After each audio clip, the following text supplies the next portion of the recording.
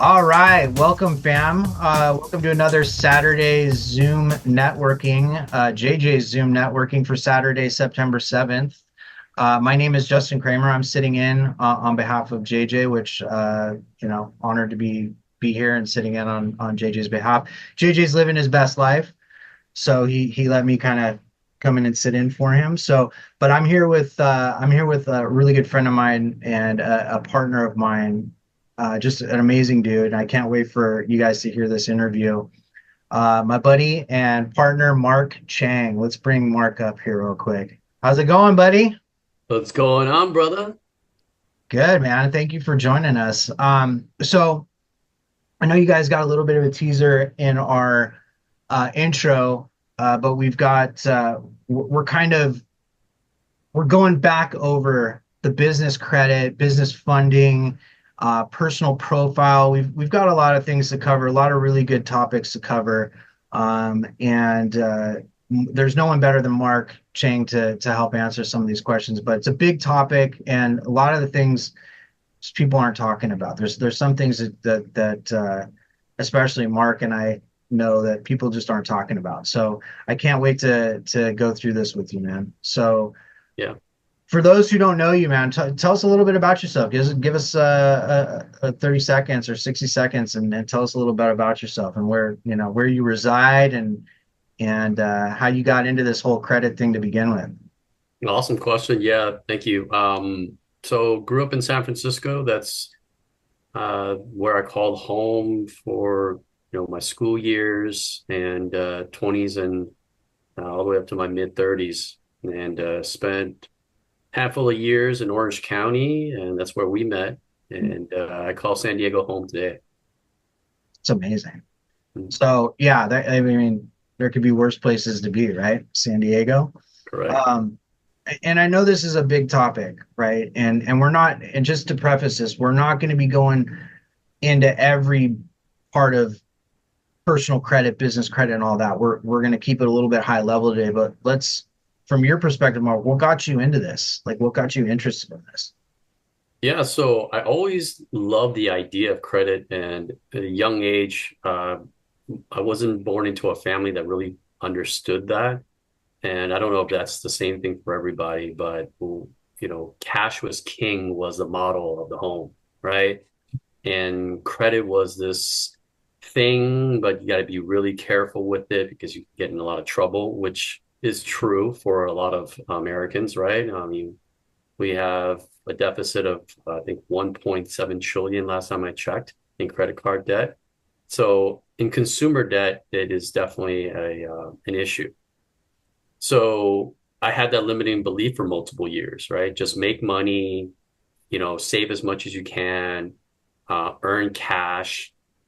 And it wasn't until I got into real estate, in the beginning was just renting a home, stuff like that, that credit became kind of an issue. I didn't really understand it, but it did affect my life. So it wasn't until you started getting into the investing side and owning real estate that you started to realize that this credit thing is maybe pretty important, right? Yes and no. Yes, that the very first time was actually getting into an apartment, and Yeah. that's where credit kind of showed itself, right? Yeah. But when I got into real estate investing, it showed itself even more, right? And Right. so the people or the authorities were that I was connected to were real estate agents and loan officers, but they didn't really understand it. They just kind of gave me very lukewarm answers to things. So it was always a big thing to think about. The first book I can vividly remember really showcasing it was Money Mastering the Game by Tony Robbins. So Great book. Yeah, amazing book. Well, so let me ask you a question, and I know you've been studying this for a long time. What are some of the most important things that you've learned about the credit game that you can share with some of the people? yeah, so looking at it, same thing like how I looked at grades when I was young. So I don't know how many people here were straight A students and did really well. I'm a C plus student at best, right? And so I always looked at that grade, but just like with credit profiles, there's a score. And I think a lot of people associate themselves, their value with their score, like I did. I associated my value with my grades growing up in a immigrant Asian home. If you weren't an A student, if not an A plus plus student, you're just everyone else, right? So I didn't really focus on it. But later on in my life, I started realizing it wasn't the score as it was important. What was the data behind the score? And so I focused more into underwriting. And I learned a lot about underwriting through loan officer friends, and they kind of showed me what it meant to, underwrite for a loan. When I got into real estate investing, they underwrote properties. And when it comes to credit, it's the same thing. You underwrite. I love that. And I don't know if you guys caught what he said there. So that's a really important point. The score is not as important. You say it again, Mark. What'd you say? The score is not what? As important as what? The score is not as important as what the score means in the data, The data. right? So the score, and we say this incorrectly, there is no one score, and there are scoring cards from FICO. But I think what we associate with our score is the ones that we get from Experian, TransUnion, and Equifax, right? But it really doesn't tell the story. Like when as a real estate investor, when somebody says, "Hey, I have a property, it's this amount. Do you want to buy it?" I go, "I don't really understand. Um, if that's a yes or no, I don't. I need more context." So. Right. No, that's huge. That's really, really huge.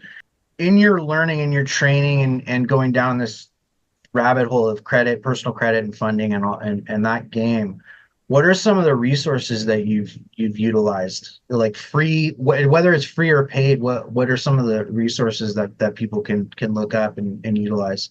My God, that's probably one of the best questions anybody could ask me. So that's the only reason why I love you as a partner, right? You ask the important questions, and no, it's really important because the thing is, a lot of times people look at the answer, but they don't understand how they got to the answer, right? So one of the biggest things I've learned is that um, people don't really understand where their data is coming from, right? We live in a very information-based world now. It is not whether you have your information or you don't have your information. It's almost guaranteed that everybody has your information, right? Now, what information is being communicated, you have power over that, right? And I think that's one of the biggest things. So back to your question, some of the things I started with was like Credit Karma, right? So don't feel bad if you have Credit Karma. I did, right? I used to use my credit cards and, there was a credit wise score and all that, but it really didn't tell the story until I started learning where the data was without the score. So there are software out there, companies and aggregators like there, like Experian. You can get your credit profile from them. And some of the companies we work with are like Identity IQ, MyScore IQ, right? And they do a side by side so you can kind of see what's on there. So I see some friends on here. I see Felicia, big shout out to Felicia. Got to work with her recently and just show her a little bit about that. So hopefully she had a good experience. So it's really good to see friends on here. And one of the big companies was Annual Credit Report.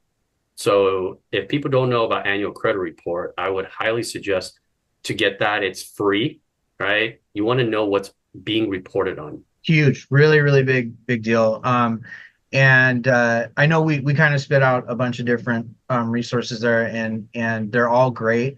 I would say you can chime in on this, Mark, but I would say Annual Credit Report is probably one of the easiest ways to just go pull all three bureaus data that they have on you, because they make it really easy to just go in there, you sign up. It's the page is really simple. They got a big button, right? Just click on that, choose the different, there's a check box for each credit bureau. Mm-hmm.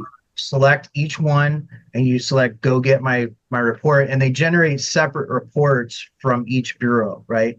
Correct. And that will allow you to go in there and really look at some of that information. So what would you say if they go do that?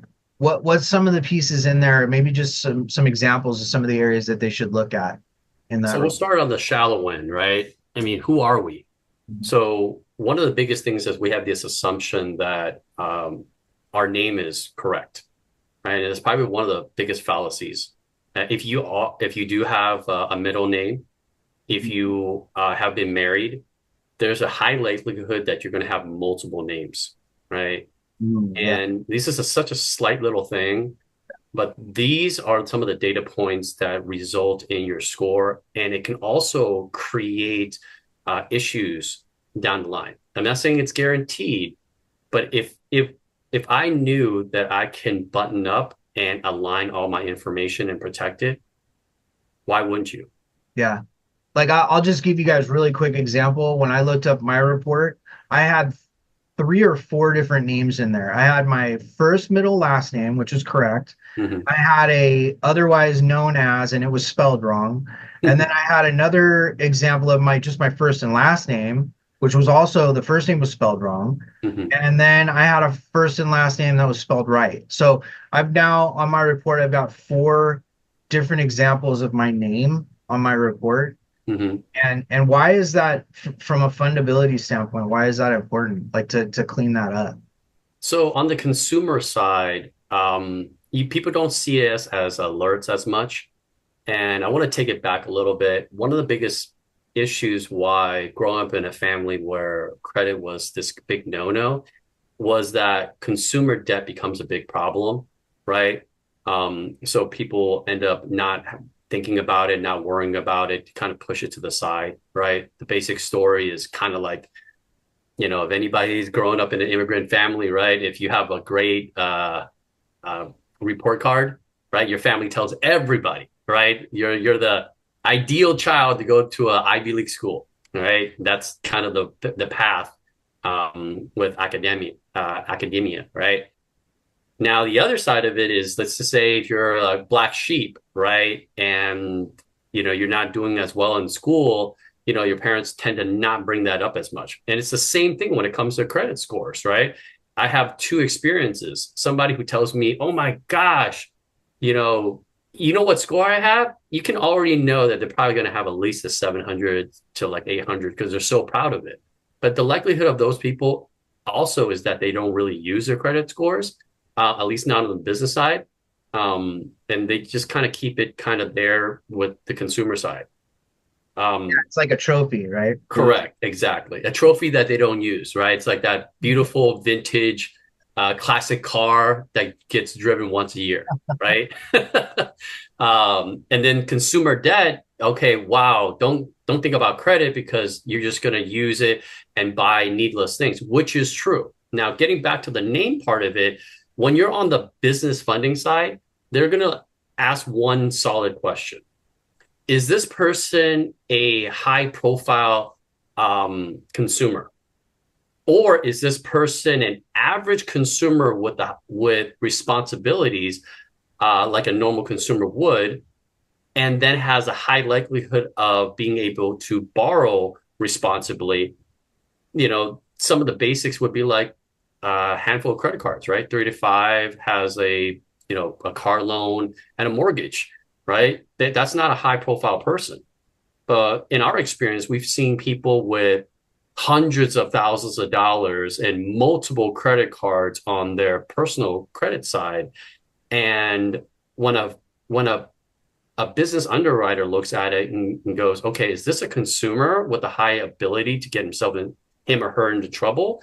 Or is this a normal average consumer with abilities to access funds, has been responsible, has that track record, and likelihood to be a good person we can borrow or lend to, right? And those are the people that we like to work with. Right. So quick question. When you say a high profile, you mean high risk? So when they're looking, Yes. right, is that okay? I just want to make sure we're clear on that. So when we're talking about, you look like a hyper consumer to the lender, Correct. that means everything on your report is showing that, you got a bunch of credit cards that you've racked up the balances on, or you're carrying balances. You do a bunch of consumer type stuff with your spending, right? You buy a bunch Yes. of stuff, right? We're not seeing anything like business related, investment related. It's just a whole lot of consumer stuff. You got a bunch of like Macy's cards, Yeah. right? Like Yeah. vendor cards, and that looks, and just so we're clear, that's what you're saying. It looks high risk That's to correct, right? So this person says, "Hey, I look at me. I have this department store card with a lot of credit on it." A right. lender goes, "Okay, this person could go on a like a shopping spree one day Yeah. and get themselves in a lot of trouble, right?" Whereas a business person would tend to not put so much liability on the consumer side or the consumer profile side. Sure. Hey, Justin. Hey, hey, hey. So, Uh, ask your question to Mark, please. yeah, really appreciate you, Justin, for hosting this. And Mark, we've basically met like about a week ago, and Mhm. I must say, you're really dropping some knowledge on this Zoom call. So, I have a question around both personal credit and business credit. So, 2021 was everything went down the drain because COVID happened and I lost my Mhm. job and I was Mhm. unable to keep up with my bills and stuff like that. And that was the same time I decided to go into like business. Mhm. And I kind of realized that people were telling me, "Oh, you only do business profile and personal profile is different." But by the time I go to like try to get like a business credit, they tell me, "Oh, what's your social security number?" Mhm. And that kind of like I don't get the loan or things of that nature. So based on your experience, is that typical or that's just a one time situation, or how do you differentiate the business and the personal credit? How do you separate those two things? Great question. So if I understand it correctly, let me just retrace what I heard. Okay. And so a couple of years ago, Right. you got into business and you Mm-hmm. got yourself into a little bit of trouble. And some of that trouble fell onto your personal profile or your credit side attached to your Right. social security number, correct? Mm-hmm. Right. And then when you want to apply for business credit, they denied you. Yes. Okay.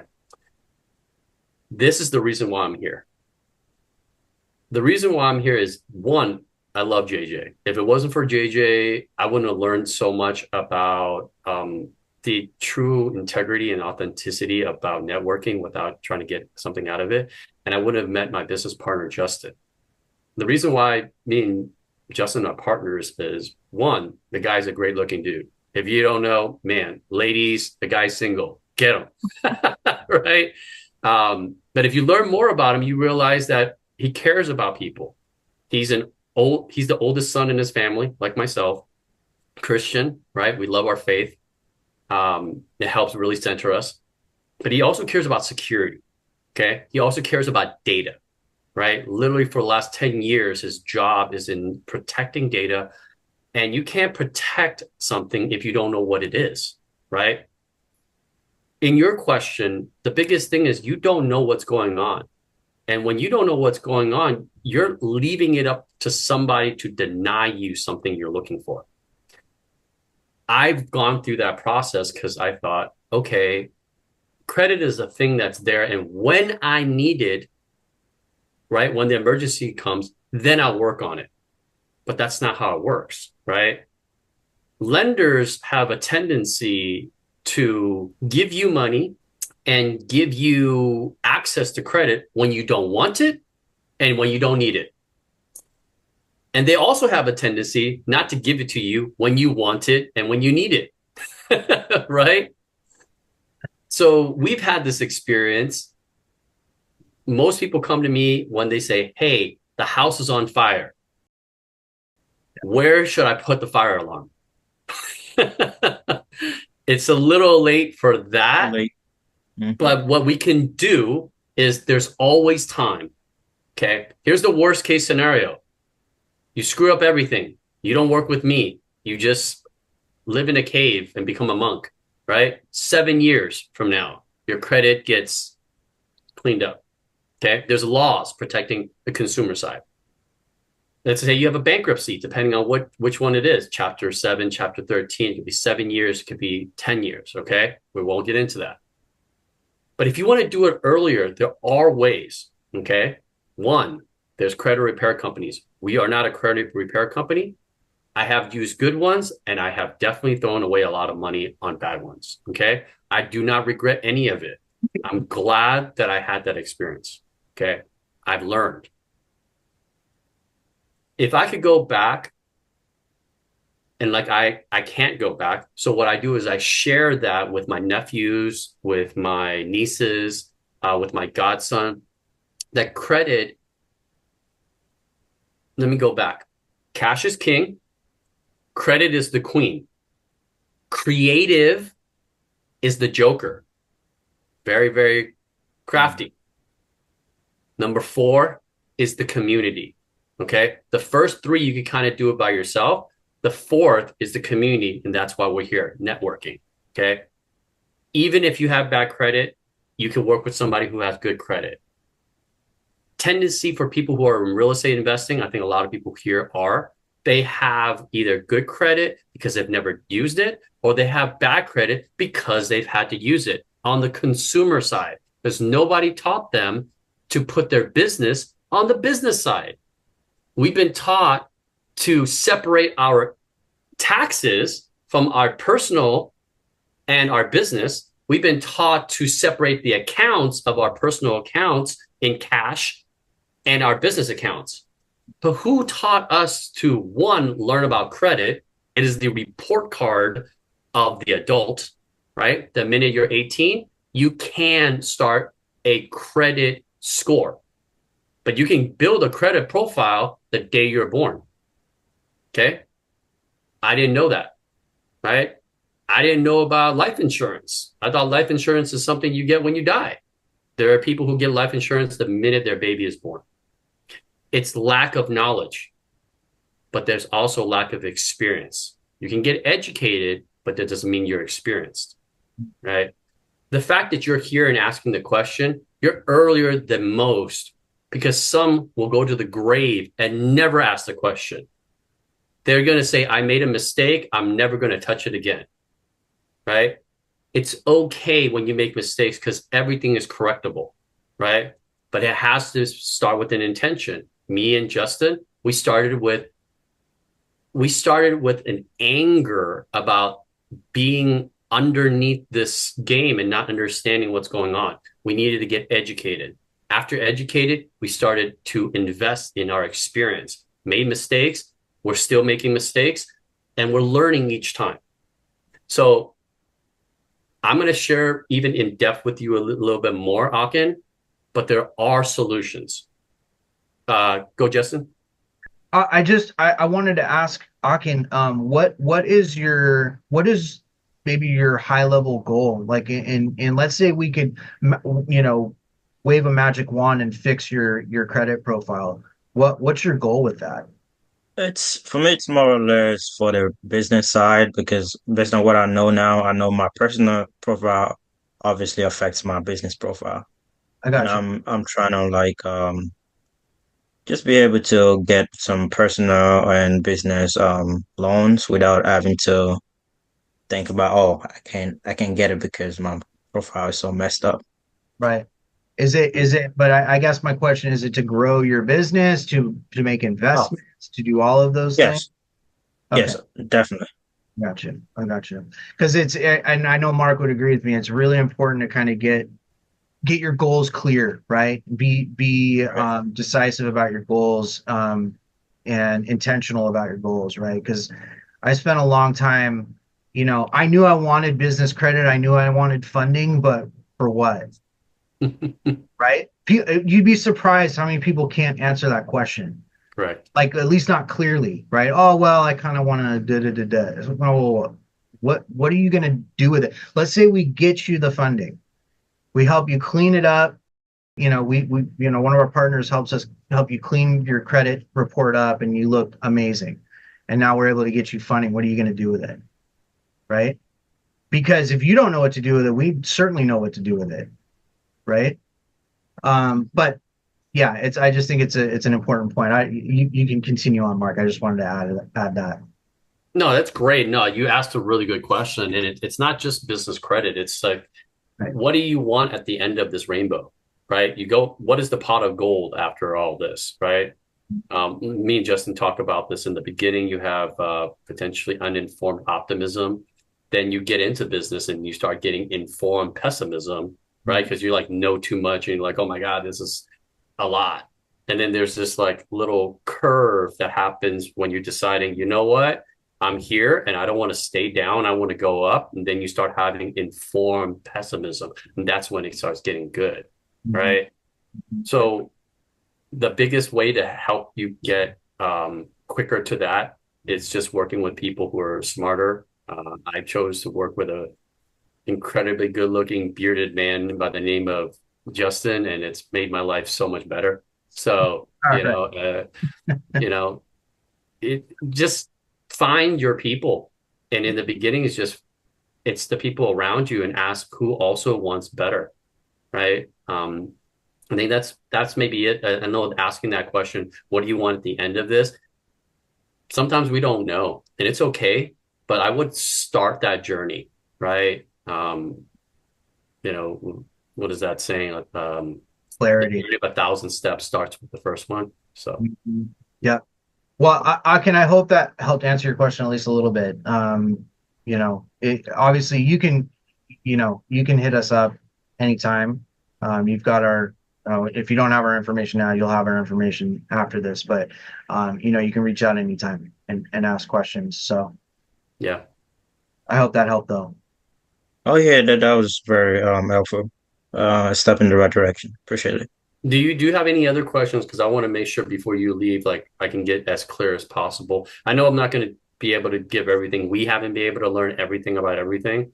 So we're still Right. students of this, right? And that's the gratitude that we have is that our cup, in the beginning, I wanted to, not do anything until like I was 99% filled with information.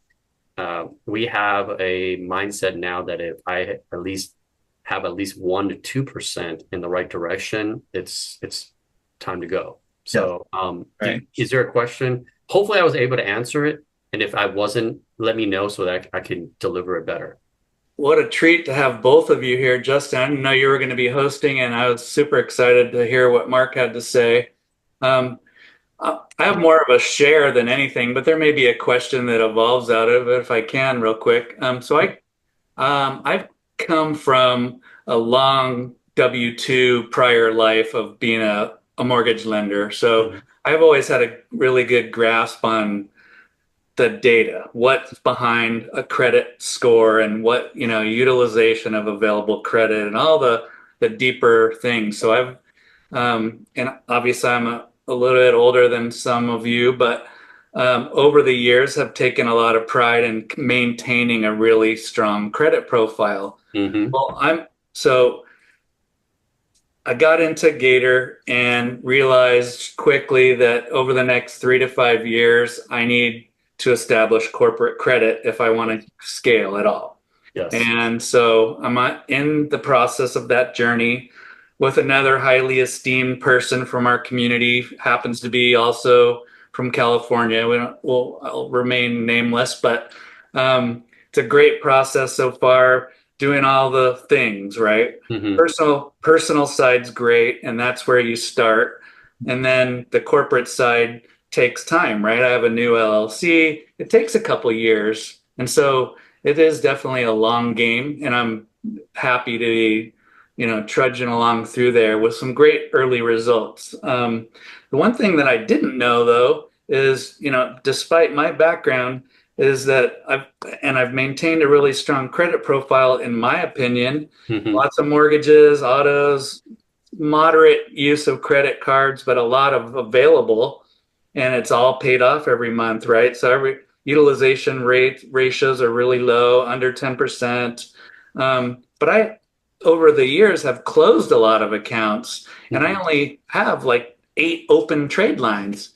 And I recognized and was kind of being coached that that's not enough. You got to have a little bit more going on. Like 10 is kind of the threshold, at least with kind of the program that I was going through. So that was kind of a takeaway for me.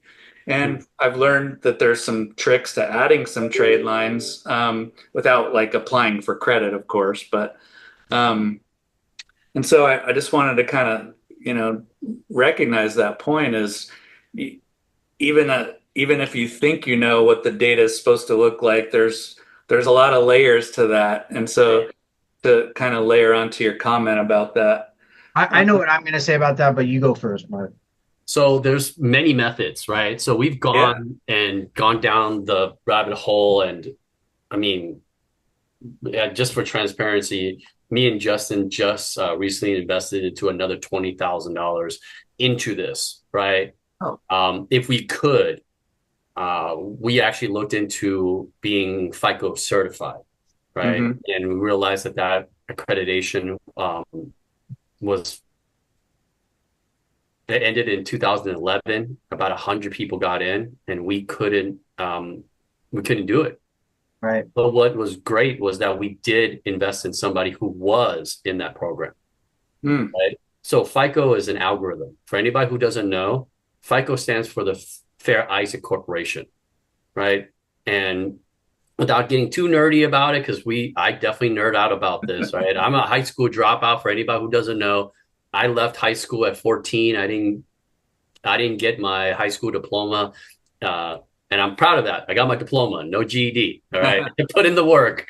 So did it take me 20 something years to get my diploma or graduate high school, or did it take me 9 months to finish high school altogether? Right, both are true, and I say that because data is so important, because when you look at it and it's an aggregate of information, one person can determine that it means this, and another person can determine it means that. And that's what happens with the corporations, right? And I call them corporations because they're agencies, they're reporting agencies. They're not a credit bureau.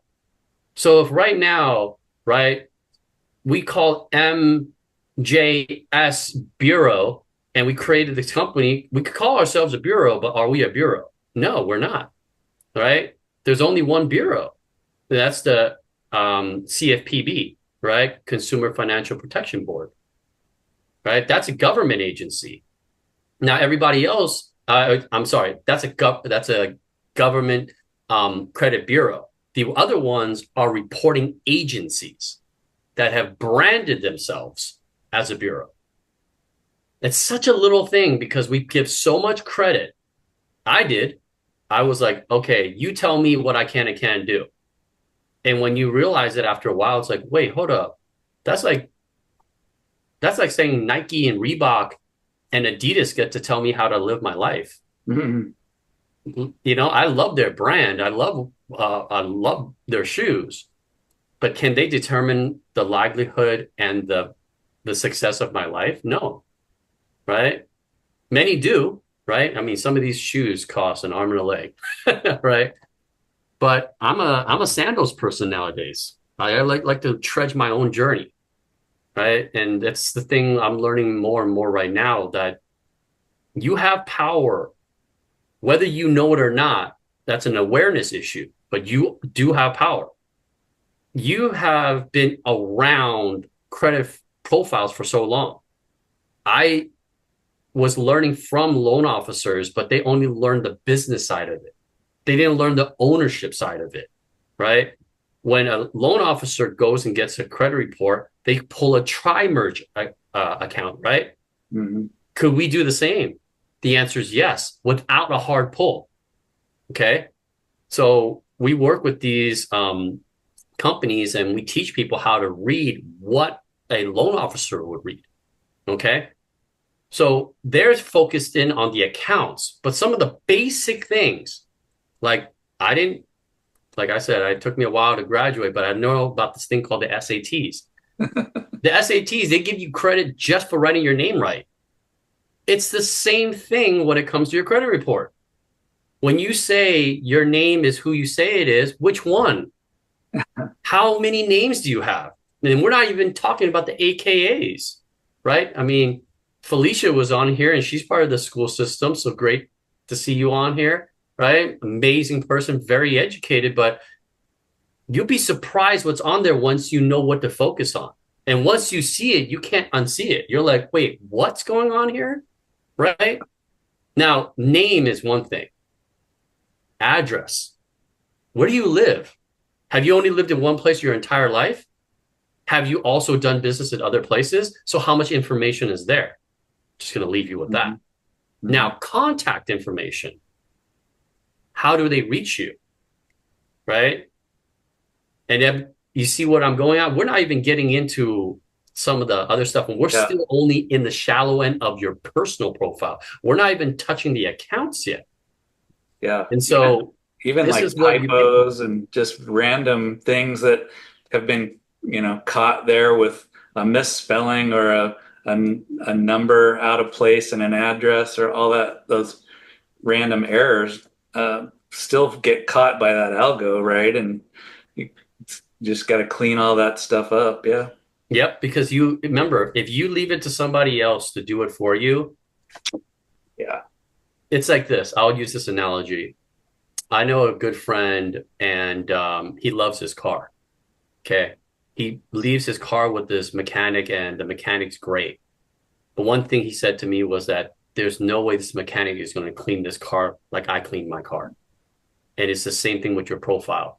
Nobody's going to care about your profile more than you. And once I learned that, I knew that I was empowered to be able to take the responsibility and the ability to perfect it over time. Mm-hmm. And once I perfect it, I protect it so that nobody else has access to it. That's really important because what ends up happening for most people is that they either say, it's good, I don't touch it. Can it be affected? 100%. Just as in cybersecurity, do you know how many breaches are happening all the time? You could do nothing wrong, and all of a sudden Equifax gets hacked. They're one of the aggregators. Your social security number is out. We live in this world right now where it doesn't matter that you weren't at fault for doing it, but it is your responsibility to make sure that you're on top of it before you go out there and get the thing. Could you imagine you go and get a loan on your investment property and all of a sudden there's a hack and then you're trying to get this loan and all of a sudden they deny you and you're like, wait, what did I do wrong? Right? Mm-hmm. I've seen accounts and you would assume, how many social security numbers do you have? I mean, we have one. Do you know, would you be surprised if I told you I've seen profiles that have 6 social security numbers on it? Because of typos? Wow. Right? Crazy. You see how you didn't even blink an eye and you're in the business? You're like, could you imagine somebody going out there and getting a loan and all of a sudden they're denied and they're just like, what did I do wrong? Yeah. Well, you have 6 social security numbers. That's a red flag. Yeah, I just have one thing to add here real quick. The one thing that I've learned, there's actually a couple of big things that I've learned is one is you ask 10 different people, especially when we're talking about credit, you're going to get 10 different answers about something. You talked about, hey, 8 isn't enough trade lines. I've been told 9 is enough trade lines. I've been told 10 is enough trade lines. I've been told, so you get told a million different things. Who's right? Everybody's right. That's the problem and it's all about how it's interpreted. So the other big thing is the reason we're spending so much time, especially on the personal side, is because that's where everything starts. Right. Unless you're, correct me if I'm wrong here, Mark. Unless your business is unless you're doing like $1 million to $2 million annually, yep, you're going to be given personal guarantees. Correct. And you want to, right? Like I want to make sure that I'm the personal guarantee. A lot of people go, I don't want to personally guarantee it. Why? I want to personally guarantee it so that I have build a relationship with my lender. Would you not personally guarantee a private money lender if you're going to go and borrow their money? Right. There's 2 relationships. There's Main Street money. Main Street money are friends, family, the people who know you, like you, and trust you, like here. And then there's Wall Street money. Okay, Wall Street money can print it out of nowhere and create these digits, right? Main Street money, I care even more about that money because that's somebody who worked their butt off to earn that money. And so for me, I want to make sure they know I'm personally guaranteed. But that's no different when you go to a lender. Even if they say you don't have to personally guarantee, you kind of still are. Because until you pay that back, right, they're going to have that as an account if you want to borrow more money. So you want to build a good track record. So I want to teach people this thing because there's so much information about like not guaranteeing things and all that. And where is that really stemming from? Lack of accountability, mistrust, all these things. I don't want to do that, right? Once you have your thing secure, you're saying, I'm intentionally showing you what's on here. And I have this track record because it took me time to build this. So I want you to know who it is. And it's not perfect. And I want you to know that these things occurred and I took care of it and life moves on, right?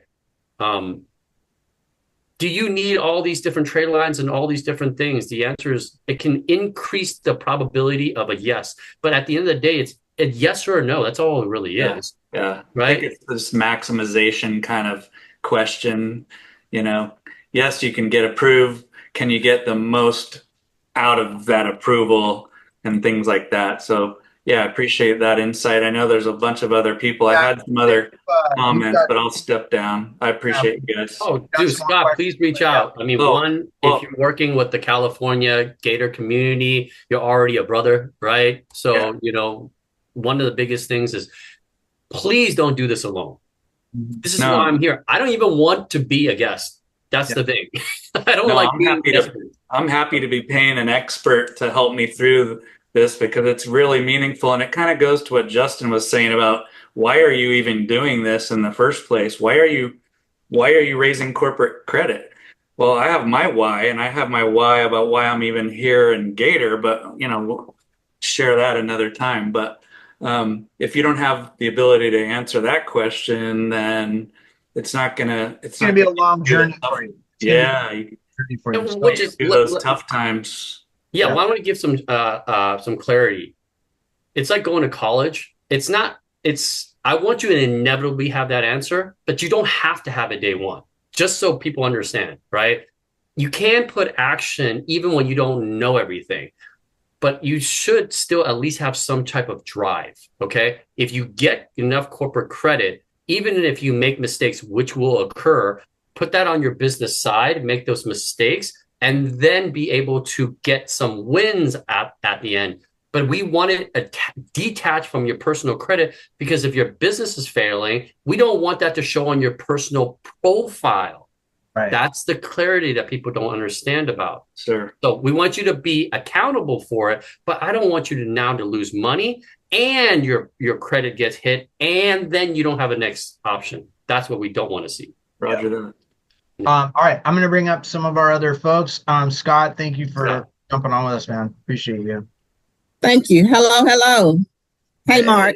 Hey, Justin. Hello. I was just wanted to come on here and I wanted to just say how humble you are and how you really care about people.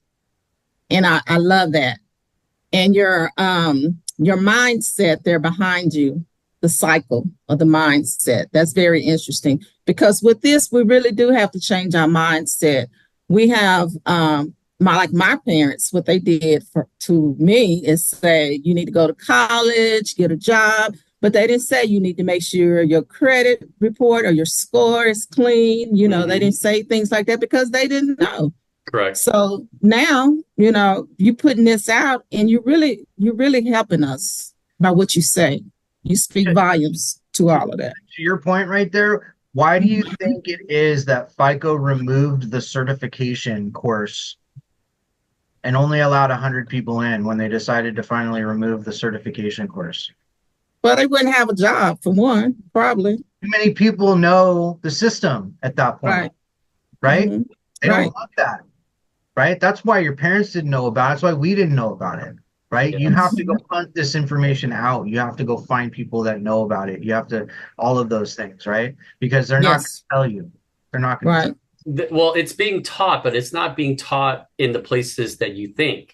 Okay. So true.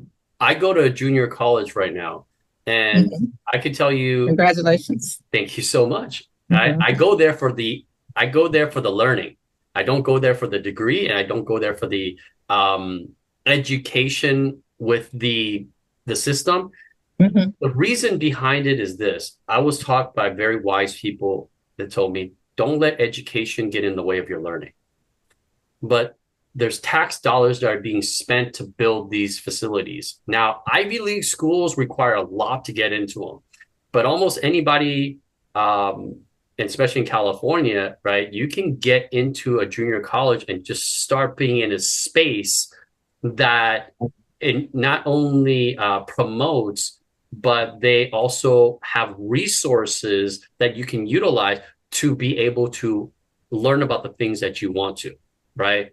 Right. And right. So in those spaces, I spend a lot of time in the writing lab. I spend my time in the computer Mm. lab, in the library. That's where I'm building my business because I'm around other people that are learning about the subjects that hopefully they care about. Now, Yeah. what do I care about? I care about building my business. And when you're building out your business for the first 1 to 3 years, your biggest problem is having a high bill that isn't giving you a high ROI, like overhead, like electricity, like water, like all the things. Mhm. So I'm spending my time in those places and I'm building out my business without the worry every single month that, oh my God, I got to pay this bill. I got to pay this bill. I got to pay this bill. So then you start making reckless decisions in your business, right? Me and Justin talked about, what this looks like to build out a business. And, I've been in startups most of my life. When you leave school at 14, you are put into the workforce at an early age, right? I was Right. 18 and a half when I got my first job. Shout out to Bodine's Clam Chowder, San Francisco. But, I was making $5.25 an hour. I went from $20, 20 hours a week. My mom signed a signature, and all of a sudden, I was working like 60 hours, 80 hours a week that summer before high school, right? And Right. But you also prove another point too, because like I have a doctoral degree, right, mhm. in education. However, look at the knowledge I don't have, Mhm. you know. And that's why I always tell people my name is Felicia, it's not Dr. Felicia Smith or whatever, because you have to be humble. You have to be willing to help people. You have to be soft-spoken and you have to be understandable. And that's what you are, Mark. And I appreciate you for it. Thank you. Thank you. You're Oh my welcome. gosh. But I spent some time with Felicia, and she's just an amazing person. Right. I want to start off Thanks. there. If you get to ever speak with Felicia, she's an amazing person. How many years have you been in the education system? 37. 37 years. And can you break down a little bit what those 37 years have meant? Have met. Yeah, what did you start off? How did you even get into that? I wasn't planning on getting into education because my parents were teachers. So that was a no-no. But when I got out of college, I was going to go to medical school. No one guided me like my kids. Okay. So then I went into teaching. That's basically the job that I could take. And I've been in there ever since. I did 12 years of teaching. I've done assistant principalship for 7 years. And now the rest of my years are testing, writing federal grants and things like that. Writing curriculums, building on those types of things. Yeah. So, So here's one thing that's interesting because you are about to be blessed with something that people my age and younger are not blessed with. And what exactly is that? knowing about my credit or No, no, no. I mean, you're about to exit out of that with retirement. yeah, I'm about to with retire. with a Yes. pension. With a pension, With right? a pension and a yes, What's a yes. pension? A pension is a payment, but then I also have what we call T drop. So that's a pot of money. When I finish, there would be a pot of money, and I want to use that for transactional lending or private money lending.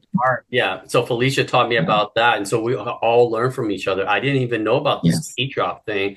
And then, for most of the conversations I'm having with people, they're not even thinking of a pension conversation. They're not even thinking of retirement yet. They're in the early stage of their career or in the middle part. Mhm. But, that wasn't even part of it. So having you go through that experience of about to be in a pension, about to retire and have a pension, and then the T drop, I wanted to learn about these things. I'm like, wait, is this the first time? Have I totally had a limited mindset and thinking that nobody has it, or have I just not been talking to the right people? So thank you so much, You're Dr. welcome. Felicia. Thank you, sir. Felicia, thank you.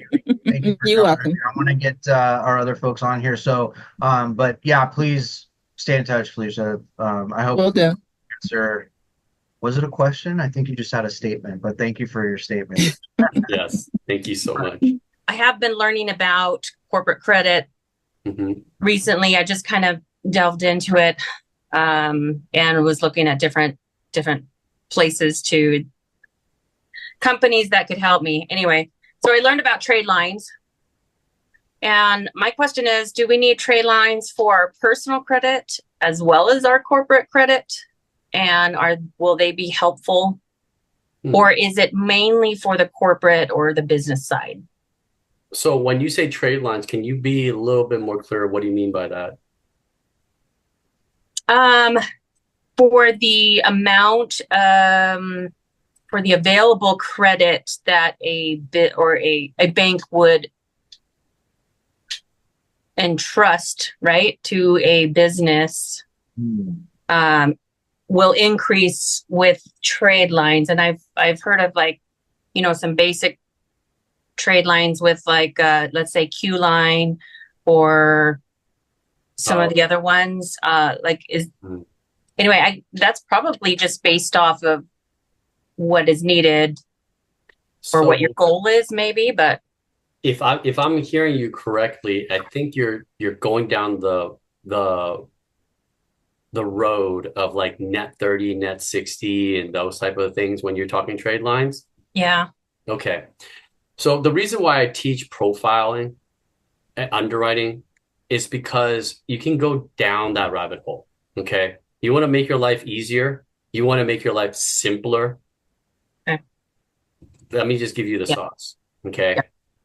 Get 3 credit cards, a minimum 3 credit cards. Okay. Personal credit cards. Okay. We want those to be like tier 1 to tier 3. Tier 1s are like your big banks, right? Your B of A, your Wells Fargo, your your Bank of America, your Citibank. Okay. And then you can go to your TD banks and PMCs and stuff like that, right? We want about $10,000 in them at a minimum and up. Okay. Say that again. We want about $10,000 on the credit limit on them, right? It shows that you're just playing at a higher level, right? You don't need a ton of them. Like I learned that the wrong way too, like I was following Experian. I need like 23 personal cards and to be really good. And I'm like, wait, hold up. Why do they want me to know that? Maybe because their business is selling credit cards. Like, why does Credit Karma want to sell me a bunch of these really, no offense, excuse my language, shitty freaking credit cards, right? It's because that's what they get paid for. You get an app, they get paid $1 something every single time you apply for them. But here's the problem with that. Once those cards show up on your personal credit card, you're not getting business credit because you look like a very low standard consumer. Okay, like you're willing to take a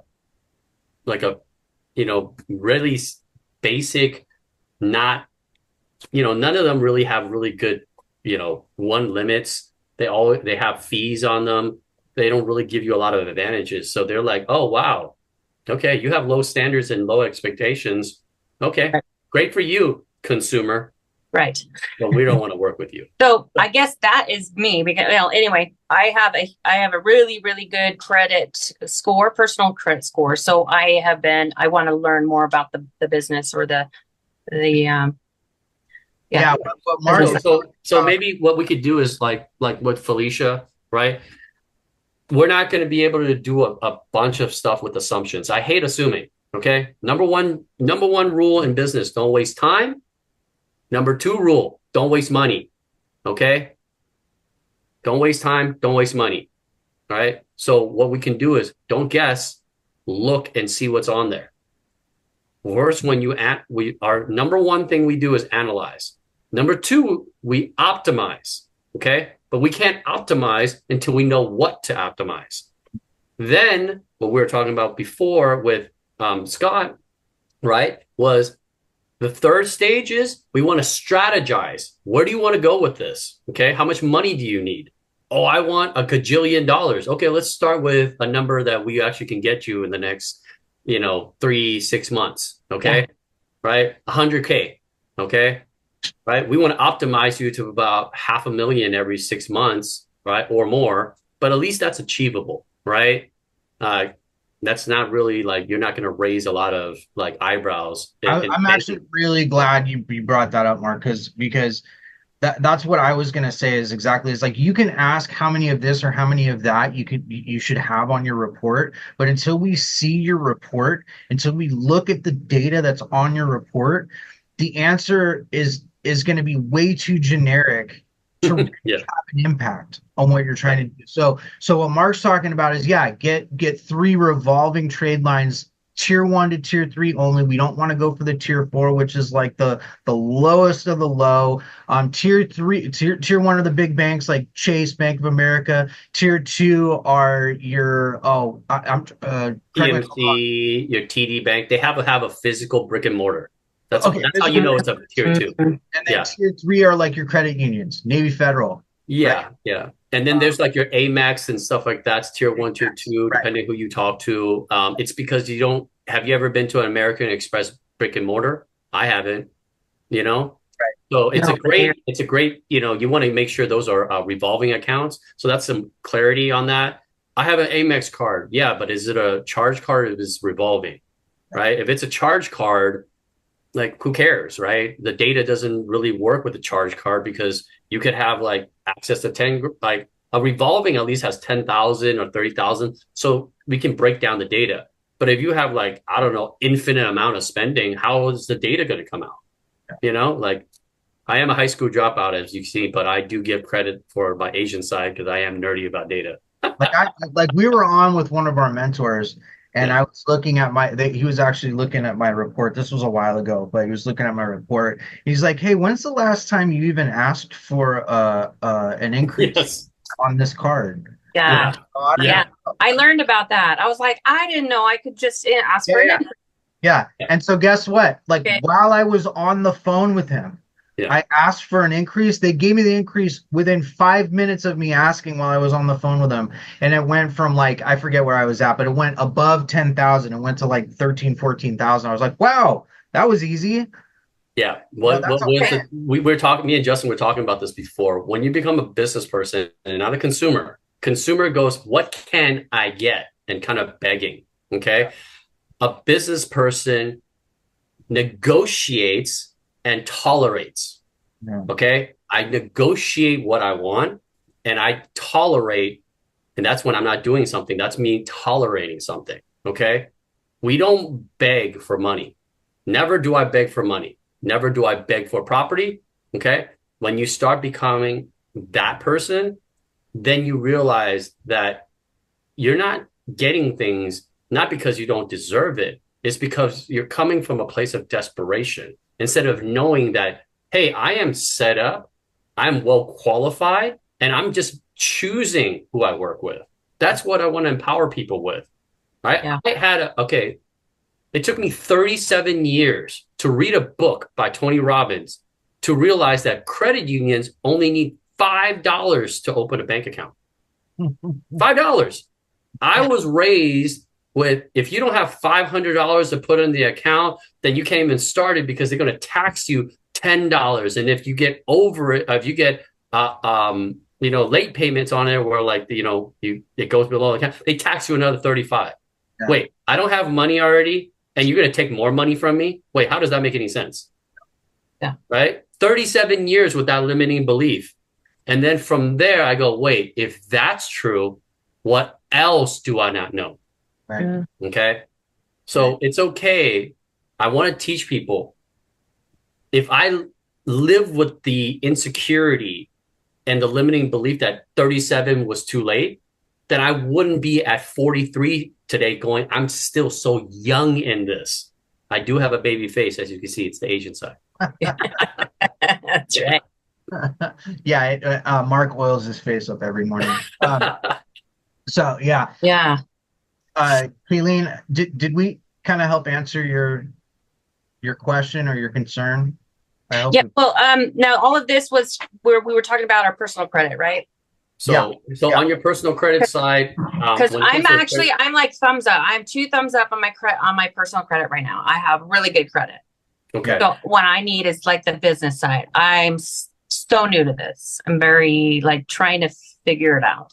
So schedule some time. I'll put up a site that we've well Justin. Okay, I don't want to take any credit.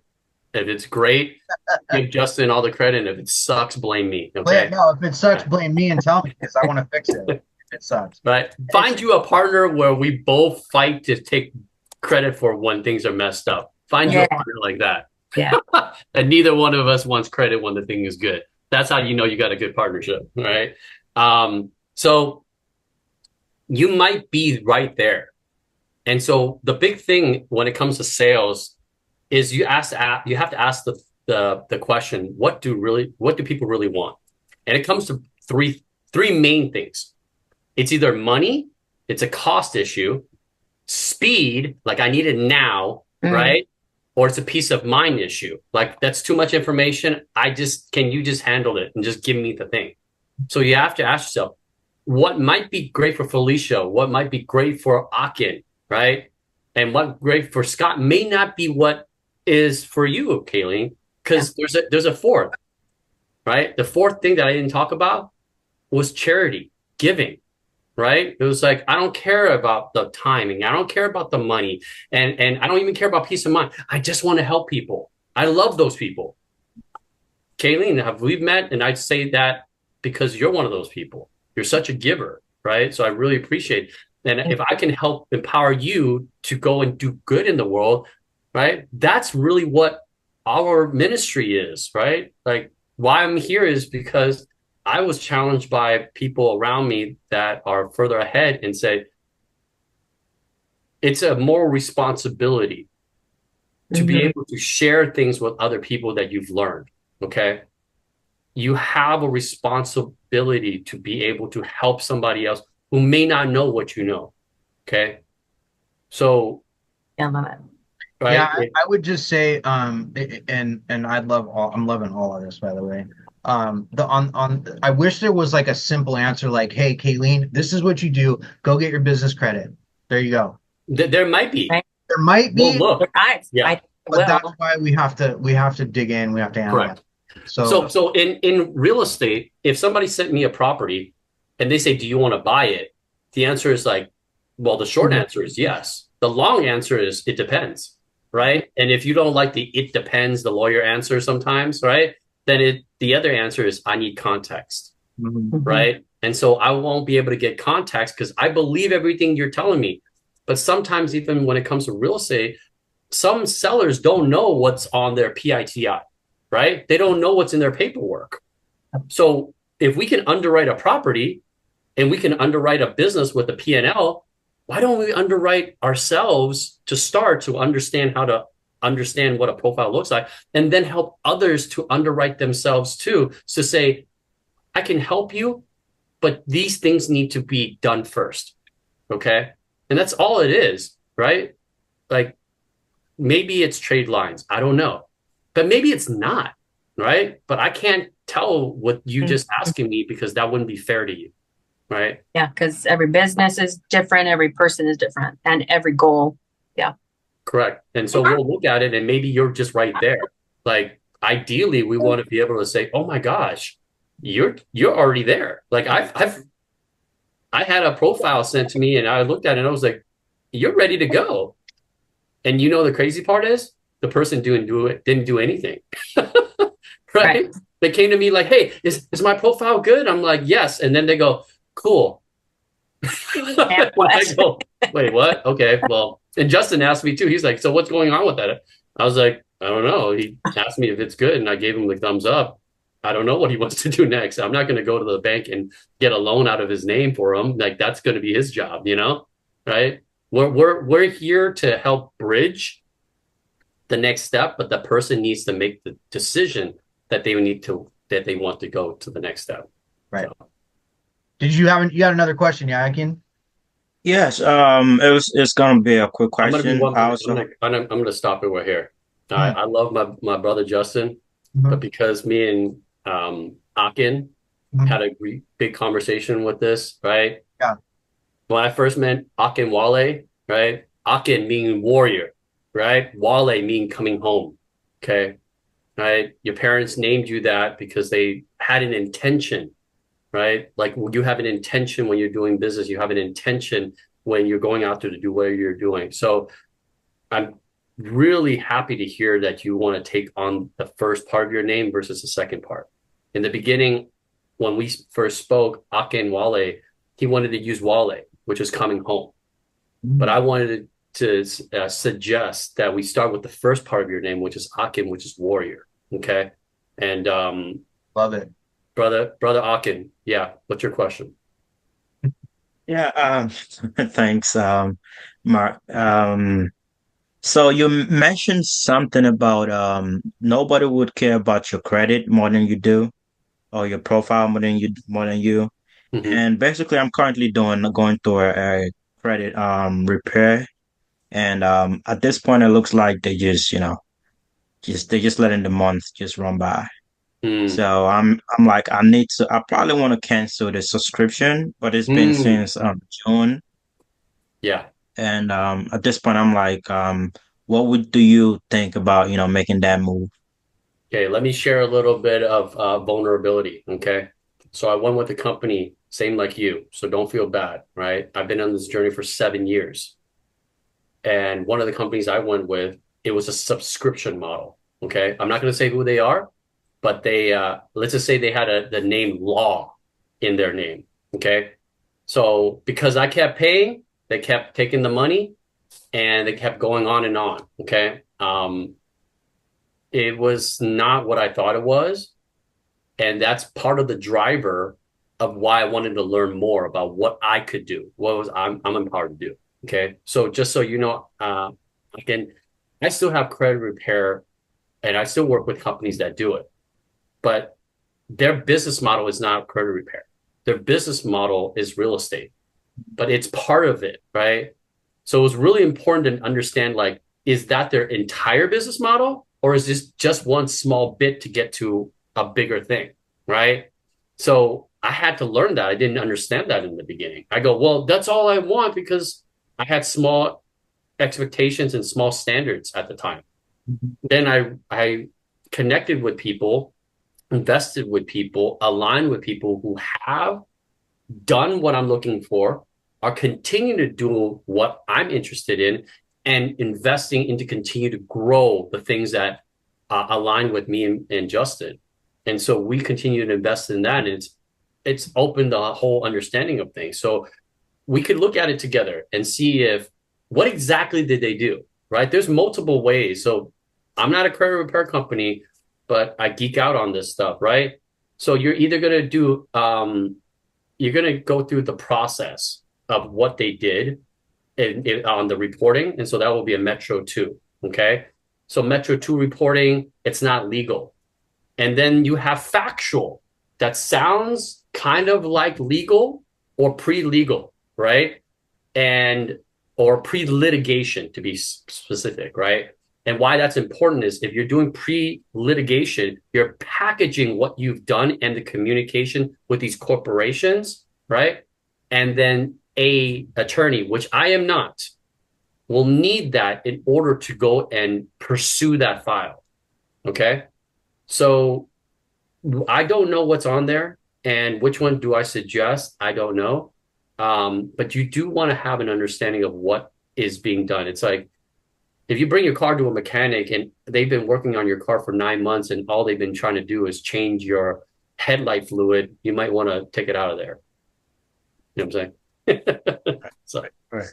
Yeah. Okay. So we I wanted think there's a Oh, right. sorry.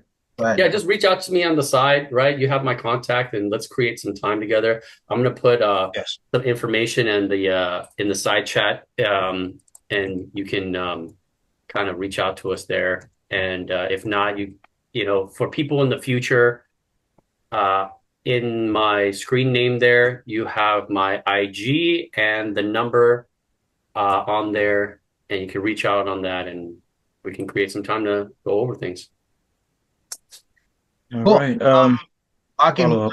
I'm gonna thank you for coming back up again, by the way, and we definitely want to help you out. So but again, it's about analysis. It's about looking at what's really going on to give you the right Right. answer. Because Yeah. anybody can bring you up and tell you like, hey, go do this, right? Yeah. But that's not how we are. That's not how we Yeah. are. So stay in touch and let's reach out, like Mark said on the side, and we'll definitely help you out. So All right, Justin. yeah. I have a question for you, but I'll reach out to you personally so we can. Of course. Yeah, of course. Yes. And we're, Thank you know, after our call, when we wrap up the meeting, for those of you guys who are on the live call, we're gonna go into breakout rooms and we're gonna have discussions. So stick around. How you And doing, Justin? How you doing, Mark? What's can we up, not brother? see your face? Are we Oh, not? yeah. Sorry, I don't want to. I'm burning out here Oh, I got delivering. you. I got you. My No, man putting in the hard work on this sunny, Oh, I sunny love it. LA day, bro.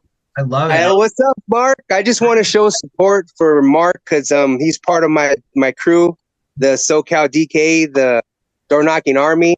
I know. And yeah, we're over there at he was dropping knowledge when we went to the Top Golf Sunday, Monday. No, Yeah. Sunday, right? Yeah, it was Sunday. So you're just dropping knowledge to all of us. And it was like, I just sat back and I'm like, wow, like Mark is the smartest guy in this room right now. You know, That was it's my your way of mistake. thinking, That- bro. that- So I was like, yeah. Mark's like, that's my wow. mistake. but yeah, I just want to give a shout out to Mark, show some support for my guy. And yeah, thank you, man, for everything, all the knowledge you dropped. Appreciate Yeah, it. no, he was right about everything, but I was definitely not the smartest guy in the room. The door knocking army, right? For anybody who doesn't know, like we are door knocking, helping people with pre-foreclosures.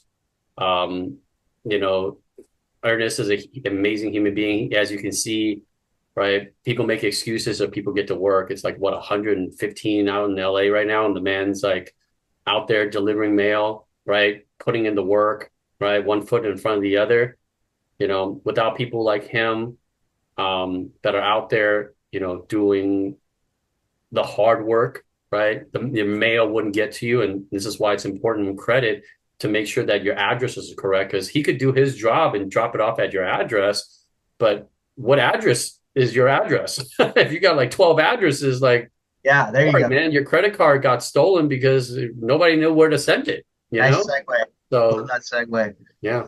Love it, love it, love it, man. Well, Ernest, hey man, thank you for the shout out, man. I appreciate you. Appreciate you, man. And especially appreciate you out there delivering the mail, man. And this it's 97 where I'm at. You're up in LA, right? Woo. Yeah, you're up in LA. It is hot, boy. It is hot today. I do have one last question for you, Mark. Sure. And I think it's probably one of the most important. How important is networking for someone like yourself and in the business that you and I are both in? How important is a networking program like JJ's for you? So, like I said, cash is king, credit is the queen. The Joker is creative. Number 4 is why we're here, right? Community, right? You network, but what you're really doing is you're creating your group, your tribe, your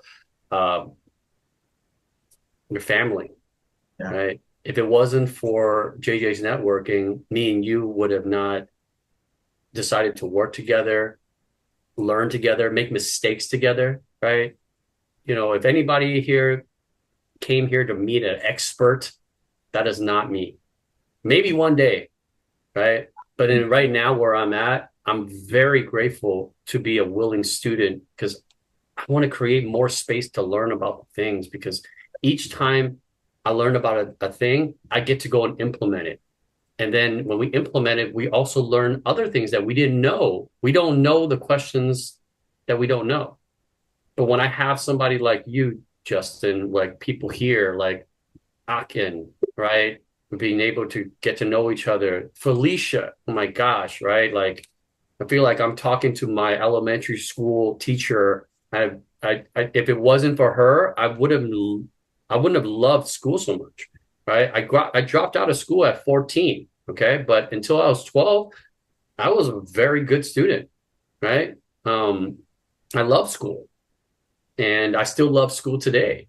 And the problem is I put other things in front of it, making school a job, making school an identity or whatever.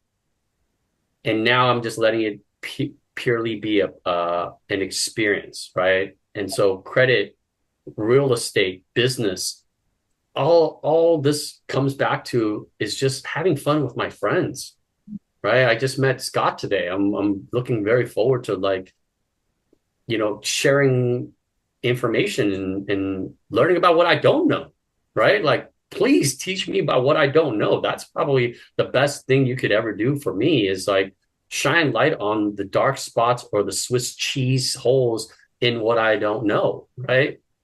Yeah. And maybe if possible, I could do the same for you. And it's spaces like what JJ's done and what JJ has done to push me into uncomfortable situations. I don't like guest appearances. I don't do any. I don't even barely do them for my communities. But it was JJ and it's you that said, whose lives could you be affecting by showing up, and how many lives could possibly not help by not showing up? Yep. Yeah, I love it, man. And what you said is really, really important. It's about, besides all of it, right? It's about helping people, about having fun with your friends and learning all at the same time. And by the way, guys, JJ does this stuff for free. Yeah. So for those of you watching on YouTube right now who haven't been in here before, this is free. Where are you going to find a place you can come online where you can meet a bunch of like-minded people, build relationships, contacts, build your business all in one place, right? Where can you do that besides right here? So real quick, I'm just going to share something because I think it's worthwhile to share. This is JJ's page right here. And if you guys show up here on the page, it's jjazizian.com. You just click right here, register now, and you will start to receive emails of all the new events. JJ does a Zoom every Wednesday and Saturday. We're proof of the Saturday Zoom. So jump in with us, guys. It's free and so worthwhile. Like Mark had mentioned, we met here. I'm partners with Mark. I wouldn't have met Mark. I wouldn't have got to know Mark on that level without JJ's networking. So jump on in here, guys. With that, I'm going to go ahead and end it. So for me and Mark and for everybody here at JJ's, thank you all for joining us.